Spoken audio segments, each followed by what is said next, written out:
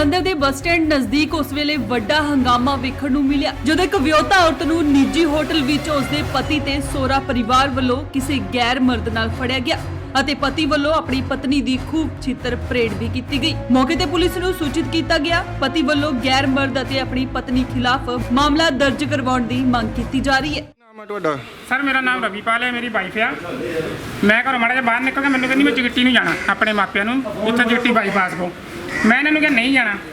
मैं घरों बाहर निकले सर इन्हीं 5 मिनट बाद आटो के निकले बाहर उत्थे बूटा मंडी पार्क के बिल्कुल सामने ये आटो च बह गया मगर ही मुंडा आ गया मोटरसाइकिल के मगर वो मगर ही कितने मेरी भैन कितने चली सी उन्हें इन्होंने देख लिया वो इन्होंने मगर आ गई उन कमरे के अंदर वड़ते नहीं मुंडे देखा मूवी बनाई मुंडे के अंदर वड़ते जी असी अंदर भी गए हैं सारे घूम गए रंगी इतने दोनों पड़िया असी चाहते हैं मेरी ये जनानी आ आप ये रखनी नहीं जे घर चल गई आप जाके मार देना इन्होंने दोनों की डॉक्टरी हो इन्होंने परचा हो कार्रवाई हो बस। ਤੇ ਹੁਣ ਤੁਸੀਂ ਰੰਗੇ ਹੱਥੀਂ ਸਾਹਿਬ ਜੀ ਤੁਹਾਡਾ ਬੜਾ ਧੰਨਵਾਦ ਤੁਸੀਂ ਮੌਕੇ ਤੇ ਆ ਗਏ ਇਹੋ ਜਿਹੀ ਜਨਾਨੀ ਰੱਖ ਕੇ ਕਰਨੀ ਕਿ ਸਰ ਇੱਕ ਚਾਂਸ ਨਹੀਂ 5 ਮਸਲੇ ਚਾਂਸ ਹੈ ਠੀਕ ਹੈ ਨਾ ਇਹ ਮੁੱਕਰ ਜਾਂਦੇ ਰਹੇ ਕਰੀ ਕੋਈ ਸਬੂਤ ਨਹੀਂ ਲੈ ਕਿ ਤੂੰ ਵੱਡਾ ਸਬੂਤ ਕੀ ਬਣਾਇਆ ਮੁੰਡੇ ਦੀ ਡਾਕਟਰੀ ਕਰਾਓ ਇਹਦੀ ਡਾਕਟਰੀ ਕਰਾਓ ਮੈਨੂੰ ਘਰ ਵਾਲੀ ਨਹੀਂ ਚਾਹੀਦੀ। ਹੁਣ ਤੁਸੀਂ ਮੌਕੇ ਤੋਂ ਹੋਟਲ ਦੇ ਵਿੱਚੋਂ ਹਾਂਜੀ ਹਾਂਜੀ ਹੋਟਲ ਤੋਂ ਫੜ ਕੇ ਲਿਆਏ ਆ ਮੌਕੇ ਤੇ ਗਏ ਆ ਤੇ ਪੁਲਿਸ ਫੋਰਸ ਸੱਦ ਲਈ ਸੀ ਤੁਸੀਂ? ਨਹੀਂ ਜੀ ਹੋਟਲ ਹੀ ਕਰਦੇ ਅਸੀਂ ਇਹਨੂੰ ਬੁਲਾ ਲਿਆ।